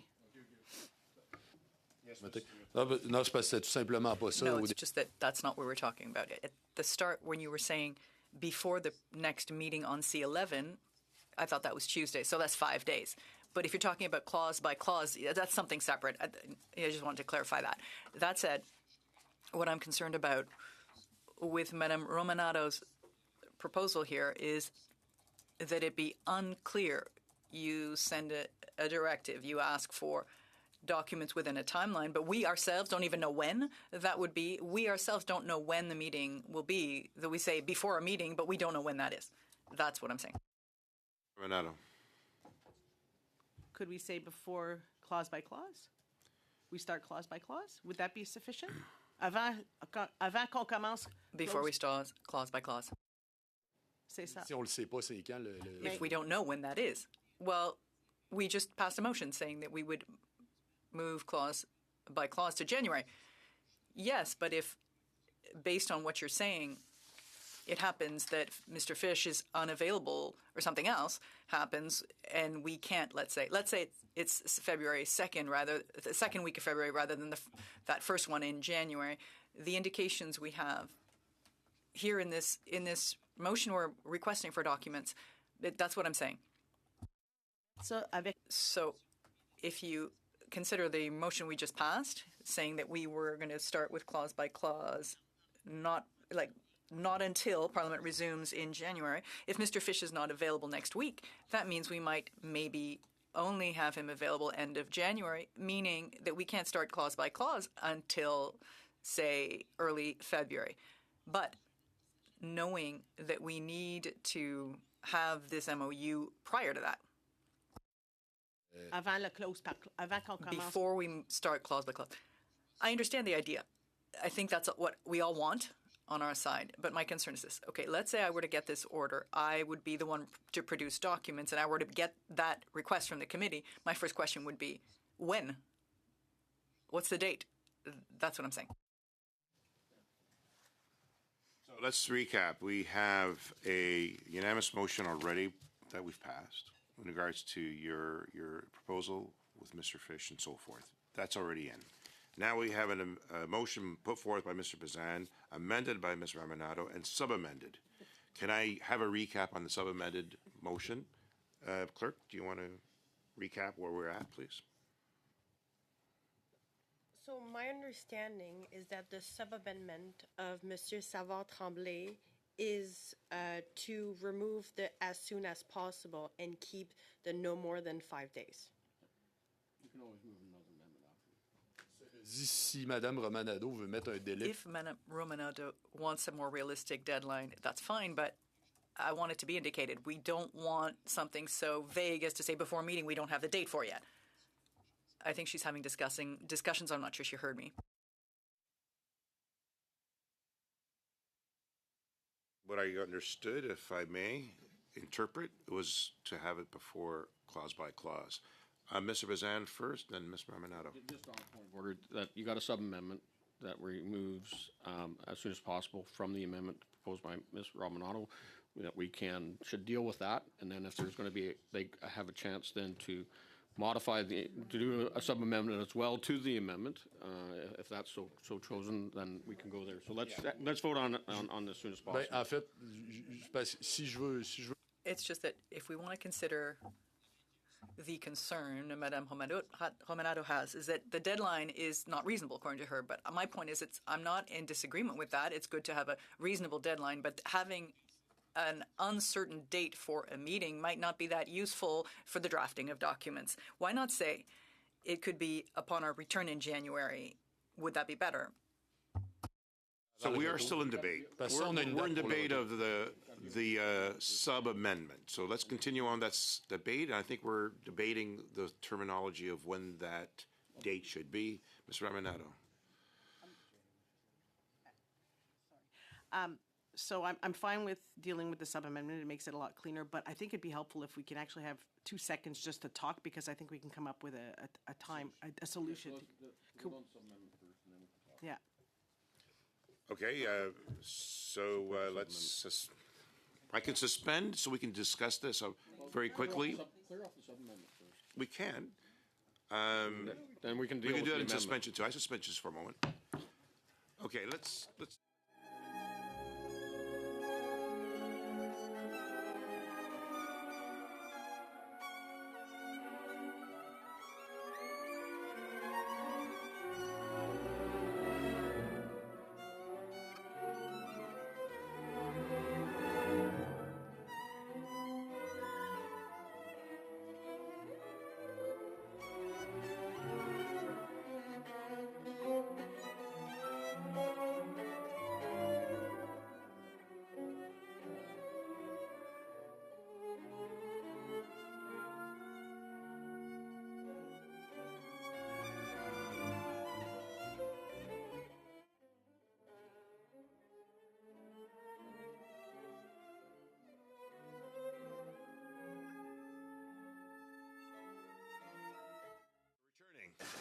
Monsieur Savard-Tremblay, do you have anything to add? Oui, Monsieur le Président. Yes, Mr. Chair. I was convinced to remove my sub-amendment but table another. So the sub-amendment to the amendment that I was raising addresses two issues. First, keep the part on access to information, and instead of saying as soon as possible, say before January 15, 2026. So that is the new sub-amendment on the table. And resolve the initial motion and proceed with a sub-amendment as stated by Monsieur Savard-Tremblay. Done. All agreed. Back to the witness. No? Got to vote on the full amendment. Okay. Can we Full amended return? motion. Are we proceeding? No, you got to vote on the full amended motion. Well, I thought we had okay. Can we vote on the amended motion? Is unanimous consent? All good? Passed. Okay. We are back to the witnesses, and I believe, Mr. Savard-Tremblay, that was your time. So thank you for proceeding. I am going to go now to the Conservative member, and that will be Mr. Anderson. Ms. Beck, the modernization strategy assumes 8,500 new regular force and 8,500 new reserve personnel by 2040. Has your department modeled whether the current recruiting and training pipeline is capable of generating that number?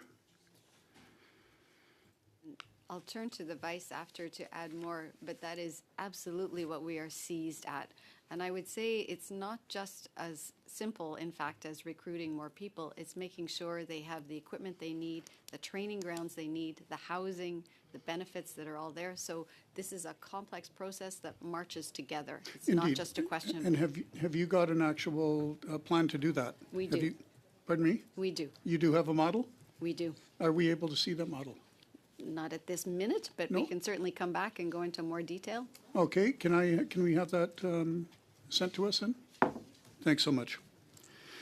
General Kelsey, Inflection Point 2025 makes clear that Canada can't currently deploy and sustain even a single warfighting brigade, let alone a division. What is the timeline to grow the force to division scale? And yeah. The first step is aggregating the combat divisions, as you alluded to, an inflection point, but they are hollow, and we only have the ability to deploy one at a time if we aggregate the people equipment as one. The Army commander has quite a bit of work to do. He has a solid plan, but it requires detailed investment over time. He has plotted it out to your earlier question. This includes equipment, where those folks will be located, as well as all the systems that will enable the individuals and families. Okay, and have we got a timeline on that? He has a timeline, but what is that's that the timeline? aggregation of the structure we have. What he's working on now with his leadership team is the specifics of when the maneuver division will be combat ready, when the continental division, and more importantly, the sustainment division. Those Okay, so we don't have a date then on that. He does, but we need to actually plot through the specific investments. Okay.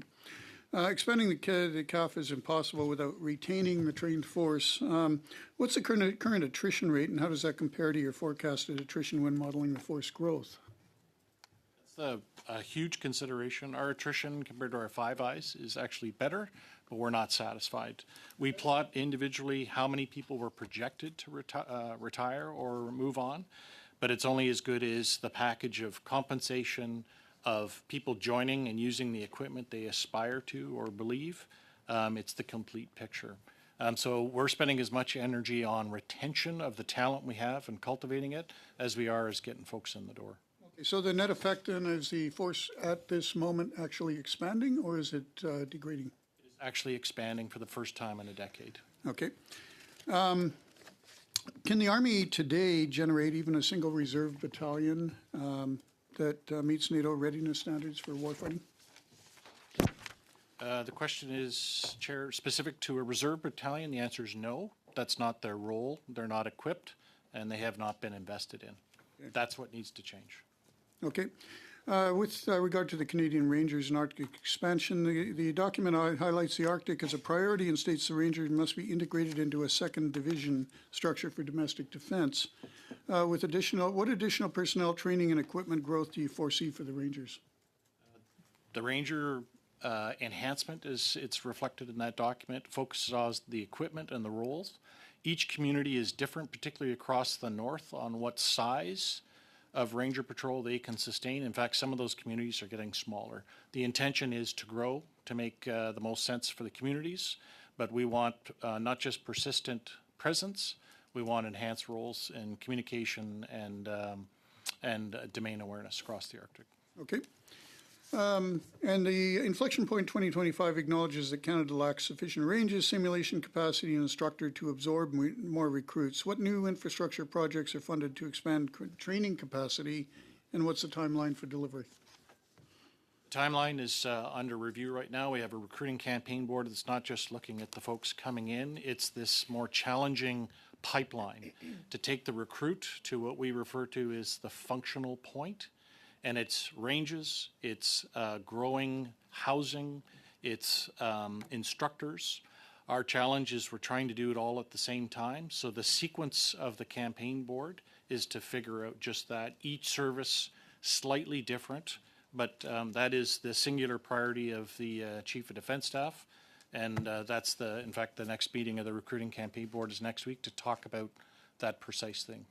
The pipeline. And if the facilities lag behind, what does that do to the training bottleneck? That is what dictates the tempo. It's an excellent question. It's something we recognize. We can make choice. We can do ad hoc. We can put people into the field in tents or take risk in how we deliver training on a ship. Our preference is to get the sequence right, which is why despite attracting an enormous number of Canadians that want to join, we have to be disciplined in how quickly we open the gateway to make sure we can manage our growth correctly. Thank you. Thank you, Mr. Anderson. Mr. Watchorn, 5 minutes. Monsieur le Président, j'aimerais amener la... Thank you, Mr. Chair. I'd like to bring in the Canadian Coast Guard into the conversation. Thank you for being here. I wanted to include you.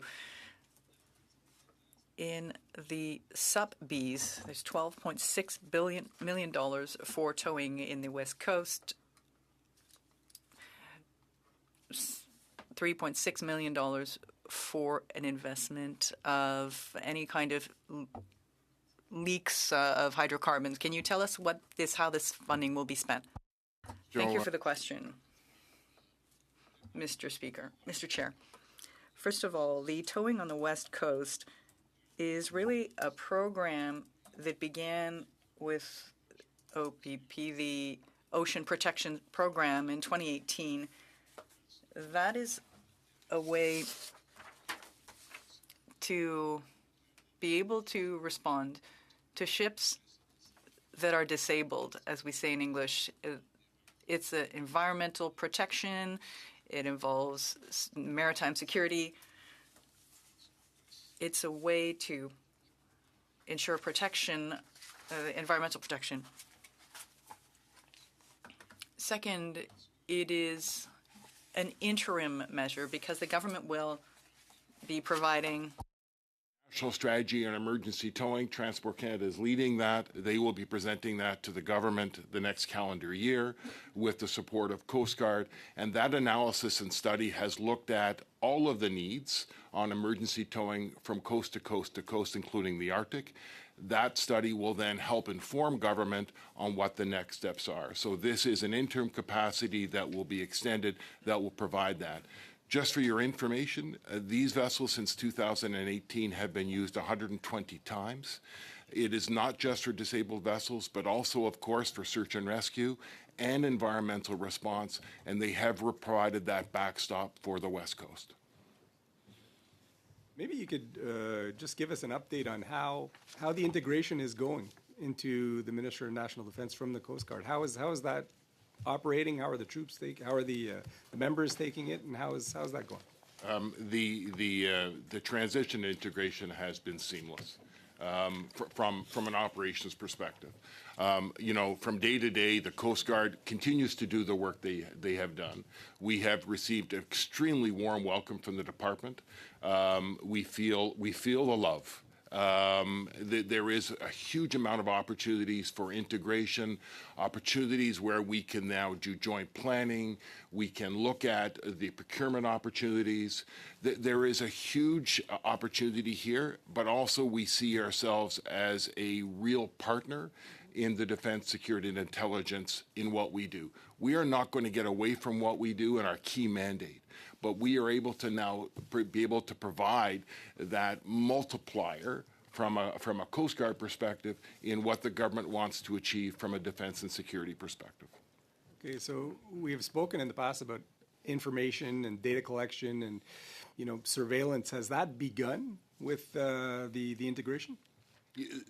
Coast Guard has always been able to collect information. They've been able to collect information for the purposes of safety and have been able to share that information for the purposes of safety. With the proposals under BC-12 or C-12, we will now be able to collect the information for the purpose of security and then share it with our defense, security, and intelligence partners.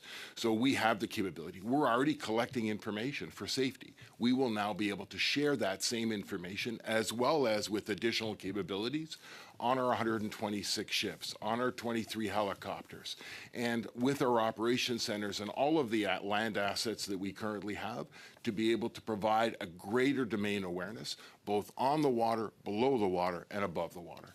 Great. Thank you very much. Thank you, Mr. Chair. Thank you. Monsieur Savard-Tremblay, you have 2.5 minutes. Merci, Monsieur le Président. Là, j'ai pas de Thank you, Mr. Chair. I have no motion now, so it really will only last 2.5 minutes. My question is for the Communication Security Establishment, Madame Xavier and Madame Chassé. I'm surprised you're not sitting together. They've separated you, apparently. The Centre is asking for $29.85 million under item A1, so $22.45 million for crypto and $7.5 for classified information. Briefly, can you tell us what crypto system is obsolete? Look, it's part of our mandate, as I was saying earlier, Mr. Chair, to make sure that intelligence remains protected. We need to continue to modernize the system because systems tend to age, and also because encryption is not always every encryption is not the same. We need to be at the leading edge so that we can be sure that we're ahead of our adversaries. This is why we need to continue to modernize our encryption and crypto methodologies. This being said, we are working with all our partners, specifically defense partners, to make sure all systems are up to date on a daily basis. So we have an entire system that operates seamlessly so that we are managing all systems. I can't give you a specific number as to how much needs to be modernized. We have a plan. We are continuing to improve modernizations on an ongoing basis. I understand that you're saying that is to be on the leading edge, to not be lagging behind, but is there something that is currently a risk to governmental communications internally, or is that not what you're referring to? Are you saying it would be preferable, or are you saying we could be in a problematic situation? Advances in quantum and the fact that we always have an eye on the future. I'll switch to English because I'm more familiar in English. Trying to ensure that we're staying ahead of what technology changes are coming. We're paying close attention to post-quantum computing, which is really the technology that is perhaps within reach, I'd say within 20 to 2030, where we're seeing that there could be a computer that's large enough to potentially break the encryption that we have. Donc, c'est pas pour dire que le risque existe en ce moment, mais nous devons... It's not to say the risk currently exists, but we need to continue to invest to make sure that the risk does not land here. That's what we're doing with the Five Eyes. We're not alone. We all have to make sure that we are moving ahead and being ahead of technology so we don't face that risk, because we know that our adversaries would like to be able to better understand what we are discussing in a secure context or steal our data. We can't have that happen. Is it Ms. Galland? Is it to you? Yes. Thank you, Mr. Chair, and through you to the CSE chief. Last time you were in this committee, you promised to get back to us on the amount of money allocated to set up a cybersecurity collaboration platform and incident management tool with Shared Services Canada and the CSE. Can you give us that amount today? Mr. Chair, I cannot give you that amount today because that work with our Shared Services and Treasury Board colleagues is still something that is underway. As discussed, we commit to be able to give an update on that to the committee. I have no problem being able to come back with that information once it becomes available. Thank you. With the emergence of agentic AI, what amount is being directed towards the magnification of the threat environment? Mr. Chair, if I understand the question correctly, the threat of AI is definitely something we have seen from the various threat assessments that we've done. From our National Cyber Threat Assessment that was published in the fall of 2024, as well as what we saw when we put out our threats to democratic processes. We were clear about seeing artificial intelligence being an amplifier when it comes to threat. We are clear about the fact that we know that artificial intelligence will lower the bar of entry for cyber criminals, for state actors to be able to leverage artificial intelligence to multiply the efforts that they have. We know that cyber crime, in particular ransomware, continues to be a persistent threat that we see from cyber criminals, and we know that artificial intelligence is used by cyber criminals to be able to continue to amplify that threat. So it is something we're very conscious about, and in working in the cyber defense domain that we do, working with partners both domestically and internationally, we continue to find solutions to be able to defend against those threats. So what additional amount is the government providing for you to tackle this amplification of threat? So fundamentally, in the mains that I get in terms of the funding I have, we are now at a budget of almost $1.6 billion, and in that budget that we've received allows the ability to be able to do what we call cybersecurity and cyber defense, and so that is folded into my budget on a day-to-day basis. What I do in the mandate of CSE and leveraging foreign intelligence, staying on top of knowing what is required from a threat perspective, and that includes artificial intelligence, but includes all the other threats that we're concerned about when it comes to Canada's defense. Yet we're still suffering from incursions. So what is it that you need that you don't have right now to get ahead of the game?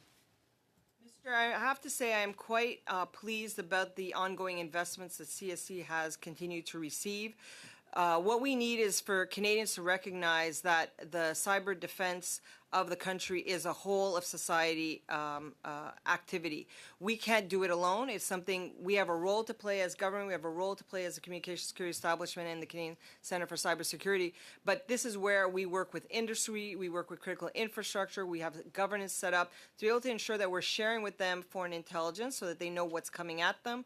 I'm proud to say that we have issued over 300 pre-notification notifications on ransomware to industry members, Canadian industry members, to prevent them from actually having an incident occur. And so that's the type of work we're going to continue to do. So the investments is there. What I would ask Canadians to do, in particular private sector, is to continue to invest in their cybersecurity. It's not enough for government to do it alone. Thank you. And back to the housing of our troops. So 2,000 new units sounds like a lot, but divide that over the different bases that you mentioned, and the existing barracks that, were they in the usual municipal sector, would be condemned. Where will the money come from for the replacement housing, let alone the surge that you're anticipating? It's a significant It's a significant hole that we need to climb out of, Chair. Every location has been suffered with choice, whether we invest in readiness or in the infrastructure. The good news is that our ADM for infrastructure has new authorities under the deputy to be able to act quickly. There's more money for maintenance and repair, and the recapitalization of key infrastructure, starting with where our people are, is underway. I understand that's on a rotating basis, and there's this list, and whoever is in crisis is at the top, and then the constantly decrepit places never get that funding. So is there some kind of injection so these base commanders or the housing authority can get the money it needs to actually do what needs to be done right away? This is exactly what's We have unemployed contractors right now, so now is a perfect time. Yeah, and each location, and what's great about the way we've got the authorities and now the money is we can execute not in a linear fashion, but in every location and use local contractors to help us. We're in a different position than we've ever been in a long time. We've got the right folks working on it, and thankfully we've got the money and authorities to do it quickly. When is this anticipated to be complete? Will never be completed. We'll never be satisfied because it's enduring. But I'm just thinking of the locations of many of the members here, Chair. But in Petawawa, for example, it's such an extensive transformation that there will always be recurring maintenance and repair investment as well as the recapitalization. We have work to do, and we've got the right leaders doing it. Thank you. I know, Mr. Mallette, you're up next. We had suspended for a couple of minutes, and I do want to proceed into supplementary estimates for the votes. Do you have one last question you want to proceed before I get into the votes? If I could, Mr. Chair. And my question is for Ms. Beck. I had the good fortune to be at the Halifax International Security Forum, as we discussed prior to the session here today.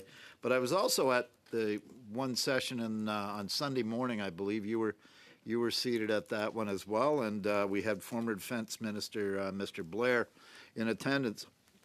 One of the questions that was directed at the panel, I believe, and towards Mr. Blair, Mr. Blair served it back to you, and the question was, do we have the bandwidth, now that we have the commitment dollar-wise, do we have the bandwidth to carry out, very ambitious, and we're hearing it here today, to carry out all of the plans that are being heard? And we heard earlier from Mr. Anderson, I believe, on some of these questions of the challenge, and your answer was an emphatic absolutely. Could you just expand on that for me, please? I was actually very pleased to have the opportunity to have that discussion in Halifax, in part because of the people in the room, because those are the ones who are going to make this happen, all of us together. And I think that's an important point. This is not an endeavor only taken up by this department. It's really whole of government. Of course, we have our priorities from an infrastructure perspective, from changes to how we help the Rangers through the Coast Guard now, integration in the North. So it is a plan for the whole of the North with our department, but we are working very closely with the new Major Projects Office, for instance, with our colleagues at CanNor and elsewhere to make sure that the investments that we're making are done with timing that works for everybody else too, because there are lots of investments underway in the North. We also want to ensure that we are making them at the time and in the place that works for our communities. We're talking constantly to ITK, to First Nations, to different levels of communities, in person, online, in writing, to make sure that their needs are taken into account as we make our decisions throughout the year. In fact, this is an ongoing process. Thank you all for participating and being here. I'm just going to move. You may want to remain just so we don't disrupt the timing. Just so that I'm going to ask, there's 4 votes in the supplementary estimates B for 2025-26. And unless anyone objects, I'd like to seek unanimous consent for the committee to group those votes together for a decision. Is there unanimous consent to proceed? Sure. Ladies and gentlemen, But you grouped them, but now vote on them. Okay. So, shall all votes referred to the committee in the supplementary estimates B for the fiscal year ending March 31st, 2026, carry? On division. Shall I write? Oh, I would like a recorded division. Okay, please. Madame Romanado, Yes. Madame Lapointe, Oui. Mr. Mallette, Yes. Monsieur Watchorn, Oui. Mr. Bazan, Nay. Nay. Mr. Anderson, Nay. Ms. Gallant, Nay. Mr. Kibble, Nay. Monsieur Savard-Tremblay. Abstention. Abstention. Yeas 4, 4, nays 4 contre. So in the, as it's a tie, it's the chair that has the deciding vote. I vote in favor. Well, wait, but now shall I report the vote? So I'll report the votes back to the House. I guess Yes. it's automatic. Point of order. Point of order, sir. So, Mr. Chair, at the end of last meeting, you adjourned without seeking consent from the committee. As you know, it's your job to ensure that all members are heard and that you're to protect our rights to speak at this committee. You didn't seek consent to adjourn. I wish you would take the time to read through the new fourth edition of the House Procedures and Practices in Chapter 20 on how committees are to operate. I'd also ask that to clarify that if we need resources to extend our meetings, that anyone on committee can make that request, and that how much time do we need to make that request to ensure that extra resources are available to extend meetings. Et un point également, Monsieur le Président, si vous permettez. A point as well, Mr. Chair. You said, and I remember the circumstances that I had, is that I had tabled a motion that was not unanimous, and there was this desire on the other side to. Pardon, c'est du débat, ce n'est I pas will un get. rappel au règlement. I will get there. You mentioned, and this is a point of order, if you allow me. You mentioned at the time that we did not have the resources. You swiftly adjourned, and yet we have evidence on paper that we would have had an extra 15 minutes of resources. So the information you communicated to this committee was wrong. So if I may, I'll respond to this. First, it's important to recall that both the standing orders and the House of Commons procedures and practices require interpretation in their application to real-time committee situations. Members may have differing views on how particular rules should be applied, and that's perfectly normal. What matters is that we rely on the full body of rules, practices, and speakers' interpretations to guide our work. In this case, the meeting schedule's time had expired. When the committee reaches the end of its allotted time or must vacate the room, it is the chair's obligation to adjourn the meeting. That adjournment does not dispose of the motion under debate, nor does it bring debate to an end within the meeting of the standing order 1162. The motion remains before the committee, and the debate may continue. However, it has been the practice, and Mr. Tremblay, you yourself have asked for this meeting to adjourn on time and not to be extended. And it is at the discretion of the chair to enable those extra time. But I regarded that the clearly expressed the interpretation that no single interpretation is automatically determinative. The matters can be challenged or tested. The role as chair is to apply the rules fairly and consistently based on the full set of authorities available to us. And I remain committed to ensuring that all members' rights, both to speak and to have their motions considered, are respected. So I proceeded to adjourn, as has been my privilege and as my responsibility as chair to maintain the time. We had already been delayed by 17 minutes, and I know you yourself have complained about the fact that it's gone on too long. Mr. Bazan, you're next. Après, étant donné que vous m'interpellez, vous allez me laisser la parole après, s'il vous plaît. Hopefully you'll give me time to reply to that. Okay, so first of all, you didn't address the concern about who can make the request to have extra resources so we can extend. And again, you do not have the right to adjourn without consent from the committee. And you adjourned because you wanted to shut down debate, which is in direct violation of the right to speak in this House and in these committees. I'll respond to that. That is your interpretation. That is not the case. And I've had that flexibility. It's within the rules and order to enable me to adjourn, and the time had expired, and I told you to do so. Mr. Tremblay. Bon, tout d'abord, pour répondre, étant donné que vous m'interpellez. First, to reply, given that you were referring to me, I asked that we finish meetings earlier because in my case, at that point, I couldn't. But of course, everyone needs to be consulted. Can we go on or not? In this particular case, my question, the main one, and I understand your reasons, you want to finish on time, etc., but why communicate false information on the availability of resources? No false information. I chose not to extend and that we did not take on extra time because we were trying to respect your desire Monsieur to le be Président, closing on vous time. avez So dit nous n'avons plus les ressources. Mr. Chair, you said we no longer have the resources, but we have evidence to the contrary.